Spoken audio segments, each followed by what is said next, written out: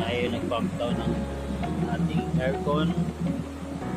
Model niya is Mitsubishi inverter.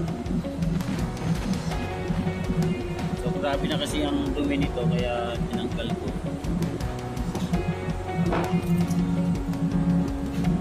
Siyempre bago natin i-mabaklas ito, tanggalin, patayin muna natin ang kulong muna natin ang freon sa compressor niya. Tuloy-tuloy na yun.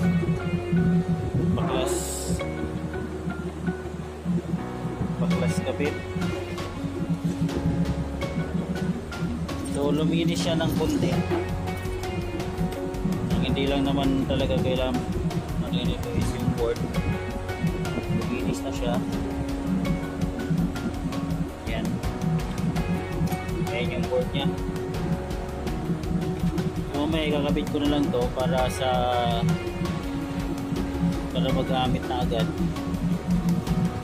Tsaka papagdamin ko muna yung piping nito ng kahit mga 20 minutes para matanggal yung hangin niya.